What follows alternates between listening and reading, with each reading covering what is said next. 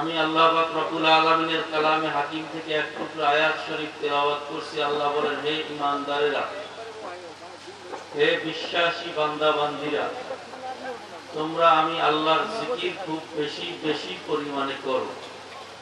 ওয়াসাব্বিহুহু বুকরাতাও ওয়া আসীলা, বিশেষ করে সকাল সন্ধ্যা দুইটা টাইম আমি আল্লাহর তাসবিহ তাহলিল আলাদাভাবে বিশেষভাবে গুরুত্ব সহকারে আদায় করো। ভাইরা আমার, আমরা যে এখন বসছি জিকির করব, এই মজলিসটা এখন জিকিরের মজলিস, কথা ঠিক না? কোরআন এবং হাদিসের ঘোষণা অনুযায়ী এমন একটা মজলিস, এমন একটা মজমা, যেই মজমায় বসলে, যেই মজলিসে শুধু বসবে, এই বসার কারণে আল্লাহ গুনাহ মাফ করে দেবে। এই মজলিসটা হইল আল্লাহ পাকের জিকিরের মজলিস। কিসের মজলিস? আল্লাহ পাকের জিকিরের মজলিস। এরকম এক মজলিসে আল্লাহ আমাদেরকে বসার তৌফিক দান করছেন, এজন্য খুশি না বেজার? খুশি হলে খুশির সাথে আরেকবার শুকরিয়া আদায় করি, আলহামদুলিল্লাহ। ভাইরা আমার, জিকির আল্লাহ পাক হুকুম করছেন বেশি বেশি করার জন্য। কারণ কি? বলে জিকির জাকির কো মজকুর তক পৌঁছা দিতে হয়। জিকির এমন এক মহা ঔষধ, এমন এক তদবির, এমন এক আমল, যেই আমল করলে বলে যিনি জাকিরিন, যে জিকির করে তাকে বলা হয় জাকিরিন। এই জাকিরিনকে মজকুর পর্যন্ত, অর্থাৎ যার জিকির করে, যার স্মরণ করে, আমরা কার জিকির করি? তো বলে যে এই জিকির জাকিরিনকে আল্লাহ পর্যন্ত পৌঁছাইয়ে দেয়। আল্লাহর হাবিব সাল্লাল্লাহু আলাইহি ওয়াসাল্লাম বলেন, বান্দা বান্দী আল্লাহ পাকের নিকটবর্তী হওয়ার জন্য জিকিরের চেয়ে আর কোনো বেশি তদবির বা আমল নাই। বান্দা বান্দী জান্নাতকে পাওয়ার জন্য আল্লাহ পাকের জিকিরের চেয়ে আর কোনো বড় আমল নাই। বান্দা বান্দী জাহান্নাম থেকে মুক্তি পাওয়ার জন্য আল্লাহ পাকের জিকিরের চেয়ে বড় কোনো আমল নাই। এই জন্য আল্লাহ পাক হুকুম করছে যে এই জিকির বেশি বেশি করো। যে যত বেশি এই জিকির করতে পারবে, সে আল্লাহ পাকের তত নিকটবর্তী হইতে পারবে। যে যত বেশি জিকির করতে পারবে, তার ঈমান তত মজবুত হবে। আর যার ঈমান যত মজবুত হবে, সে তত বেশি নেক কাজ করতে পারবে, গুনার কাজ ছাড়তে পারবে। এই জন্য আমরা বেশি বেশি জিকির করব। কি পরিমাণ বেশি জিকির? আল্লাহর হাবিব সংক্ষেপে বলেন, লা ইয়াজালু লিসানুকা রাতবাম মিন যিকরিল্লাহ। হে আমার উম্মতেরা, চেষ্টা করবা দুনিয়ার ব্যস্ততা, দুনিয়ার কাজ কাম থেকে রেহাই হয়ে, ফারেগ হয়ে, তোমার জিহ্বাখানা, তোমার ঠোঁট দুইখানা হামেশা আল্লাহর জিকিরে জারি রাখবা। ভাইরা আমার, এখন কিছু সময় আল্লাহ পাকের জিকির হবে। জিকির মানে স্মরণ। কিছু নিয়ম আছে, জিকিরেরও কিছু আদব আছে। জিকির একটা আমলে, আমলেরও একটা নিয়ম কানুন আছে। যেই নিয়মে, যেই আদবে, যেই পদ্ধতিতে জিকির করলে পরে ঈমান সহজ, ঈমান মজবুত হয়। কারণ আল্লাহর হাবিব বলছেন, জাদ্দিদু ঈমানাকুম, কিলা ইয়া রাসূলুল্লাহ কাইফা নুজাদ্দিদু ঈমানানা? ক্বালা রাসূলুল্লাহ সাল্লাল্লাহু আলাইহি ওয়াসাল্লাম বিকাসরাতি কওলি লা ইলাহা ইল্লাল্লাহ। আল্লাহর হাবিব ফরমান, লা ইলাহা ইল্লাল্লাহর জিকির বেশি করলে পরে ঈমান মজবুত হয়। এখন এই জিকির আপনি যখন করতে যাইবেন, তখন এই জিকিরের সময় আপনার খেয়াল, আপনি জবানে আল্লাহর জিকির করবেন, কিন্তু আপনার অন্তরের খেয়াল থাকবে কি? দুনিয়া। কথা বলেন। এই অন্তরেও যেন আল্লাহর খেয়াল থাকে, যখন আপনার জবান এবং দিল, অর্থাৎ দিলের জবান এবং চামড়ার জবান যখন এক হবে, আপনার জবানেও আল্লাহর জিকির, অন্তরেও আল্লাহর খেয়াল, তখন এই জিকিরের দ্বারা কলবে ঈমানি নূর পয়দা হয়। এখন এই খেয়াল আপনি চাইলেই করতে পারবেন না, কারণ শয়তান আপনার আমার পিছনে আসে না নাই?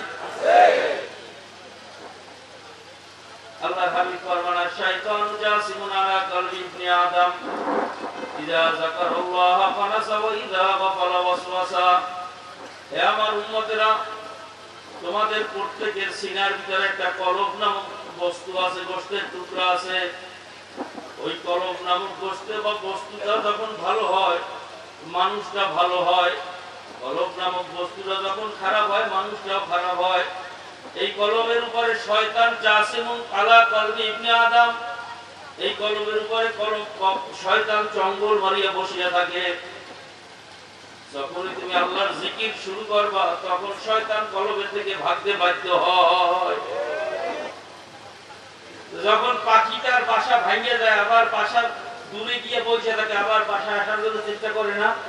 ঠিক যখন আপনি জিকির করতে বসবেন শয়তান কলবে থাকতে পারে না, সে বাসা আসার জন্য চেষ্টা করবে। এই জন্য আপনার ভিতরে বিভিন্ন কুমন্ত্রণা, বিভিন্ন খেয়াল ঢুকাই দেবে। আল্লাহর ওলিরা পরামর্শ দিয়েছেন যে তোমার জিকির যেন আল্লাহর খেয়ালে হয়। এই জন্য তুমি যখন জিকির করবা তো আল্লাহ পাকের খেয়ালই যেন জিকির করতে পারো। এই জন্য তুমি শক্ত করে আগে দুনিয়া থেকে নিজেকে আলাদা করো। কিভাবে করবো? তুমি আসন দিয়ে বসো, এরপর চক্ষুটা ভালো করে আগে বন্ধ করে নাও। বলে চক্ষু বন্ধ করলে কি হবে? বলে চক্ষুটা বন্ধ করলে তুমি দেখবা দুনিয়া থেকে তোমার ভিতরে পর্দা পড়িয়ে গেছে। এখন তুমি আল্লাহ পাকের খেয়ালে জিকির করতে সহজ হবে। এই কয়েকটা মিনিট আমরা একটু জিকির করব। আল্লাহর জিকির আল্লাহর খেয়ালে করব, এরকম নিয়ত করা যায়? পারবেন ইনশাআল্লাহ? শয়তান কিন্তু করতে দিতে চাইবে না। এজন্য আল্লাহর ওলিদের পরামর্শ অনুযায়ী এই কয়েকটা মিনিট একটু চক্ষুটারে ভালো করে বন্ধ কইরা জিকির করতে পারবো।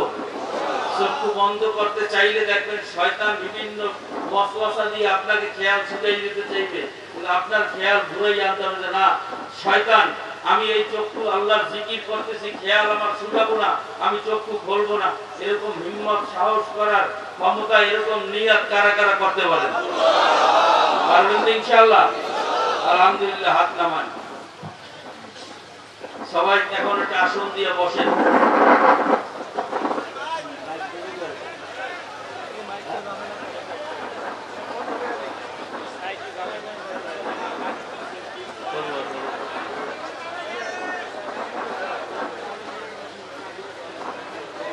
একটু সমাধানের চেষ্টা করতেছে, বসেন। সবাই তো চক্ষুটা বন্ধ করেন। সবাই মেহেরবানি করে আমার দিকে তাকাই দেখেন, এখন জিকির শুরু হবে। সবাই একটু চক্ষুটা বন্ধ করেন, একটু চক্ষু বন্ধ করেন। এখন চক্ষু বন্ধ করবেন না, চক্ষু এমনি একদিন বন্ধ হবে। তো মরার আগে একটু মইরা দেখেন, একটু কল্পনা করেন যে মন আল্লাহ তো হুকুম করছেন, আল্লাহ তো জানাইয়া দিয়েছেন কুল্লু নাফসিন যায়িকাতুল মাউত। ওমন এই চক্ষু একদিন এমনি চিরতরে বন্ধ হবেই হবে। একটু কল্পনা করিয়া দেখো, তোমার বিছানায় তুমি রাত্রে ঘুমাইয়া রইছো, চক্ষু চিরতরে বন্ধ হইয়া গেছে। এখন সকালবেলা এসে তোমার স্ত্রী তোমাকে ডাকে, ওঠেন, কিন্তু আর সারা শব্দ নাই, শরীরে ধাক্কা দেয়, আর কোন নড়াচড়ার উপায় নাই। আপনার আমার স্ত্রী চিৎকার শুরু করিয়া গড়াগড়ি শুরু করিয়া দেছে। ছেলে সন্তানদেরকে ডাকে, ও আমার ছেলে আসো, কে কোথায় গেছো? তোমার বাবার দুনিয়ায় নাই। ওমন এরকম একটা দিন হবেই হবে। আপনার আমার নামে মসজিদের মাইকে এলান শুরু হইয়া যাবে, আব্দুল করিম দুনিয়ায় নাই, অমুক সময় তার জানাজা অনুষ্ঠিত হবে।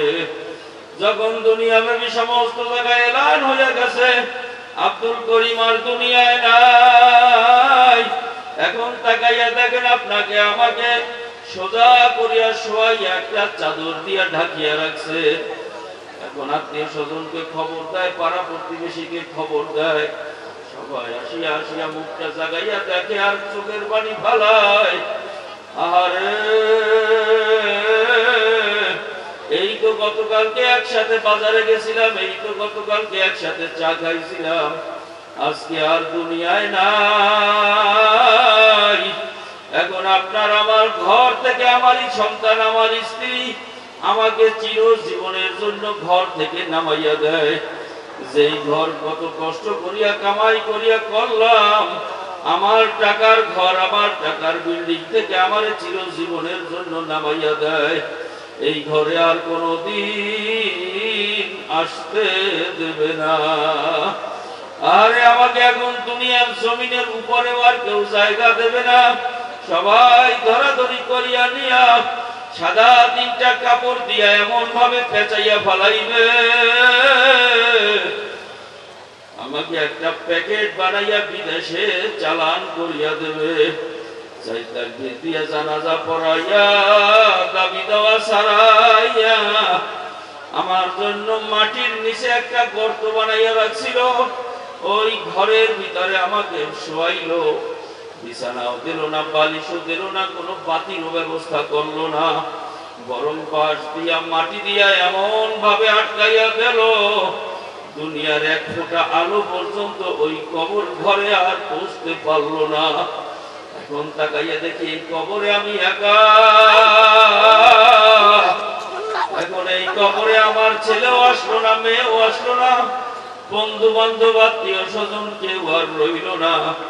এই কবরে আমার এখন একা একা থাকা লাগবে, 1 দিন 2 দিন না, 1-2 বছরও না, বরং হাজার হাজার বছর এই কবরে আমার একা থাকা লাগবে। এখন এই কবরে যদি আমার মাওলা আমার আপন না হয়, দুনিয়াতে যাদেরকে আপন ভাবছিলাম তারা কেউ আর আপন রইল না। এখন আমার মাওলা বলে, আমার বান্দা বান্দিরা খবরদার দুনিয়াতে বসিয়া আমাকে ভুলিয়া যাইও না। দুনিয়াতে যদি আমাকে ভুলিয়া যাও, ওই কবরে বসিয়া বিপদে পড়িয়া যখন আমাকে ডাকবা, আমি মাওলাও কিন্তু তোমাদেরকে ভুলিয়া যাব। তখন কিন্তু আর 1000 বার ডাকলেও সাড়া দেব না। আর যদি দুনিয়াতে বসিয়া আমি আল্লাহকে একবার আল্লাহ বলিয়া ডাক দাও, আমি আল্লাহ কোরআনে ওয়াদা করছি, উদউনি আস্তাজিব লাকুম, বান্দা তুই যখনই আমাকে ডাক দিবি, রাত্র যত গভীর হোক না কেন, তুই নির্জনে যত গোপনে যাই আমাকে আল্লাহ বলিয়া ডাক দিবি, আমি মাওলার সঙ্গে সঙ্গে তোমার ডাকের উত্তর দিয়া দেব। বান্দা যদি জানতে চায়, মাবুদ গো তুমি আমার ডাকের উত্তর দেবে, তুমি আমার থেকে কত দূরে? আল্লাহ বলে, না বান্দা, আমি তোমার থেকে মোটেও দূরে না, বরং নাহনু আকরাবু ইলাইহি মিন হাবলিল ওয়ারিদ, আমি তোমার সার রগের চেয়েও তোমার কাছেই আছি। ও বান্দা,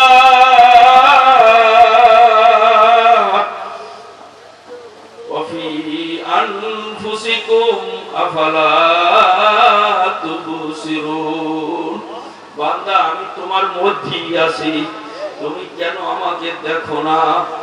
আমার ভাইরা, আমার বন্ধুরা, কেন দেখি না? কারণ গুনাহ করতে করতে কলবের চক্ষু অন্ধ হইয়া রইছে। এই কলবকে জিন্দা করার জন্য মাওলার জিকির বেশি বেশি করা লাগবে। যখন জিকির করব লা ইলাহা ইল্লাল্লাহ, দিলে মানা খেয়াল করব আল্লাহ বাদে কেহ মাবুদ নাই। যখন জিকির করব ইল্লাল্লাহ, খেয়াল করব আমার কলব, ওই যে বান্ধবদের 2 আঙ্গুল নিচের কলব, ওই কলবে ধাক্কা মারব, আর খেয়াল করব আমার কলবে আল্লাহই আছেন। যখন ডাক দেব আল্লাহ,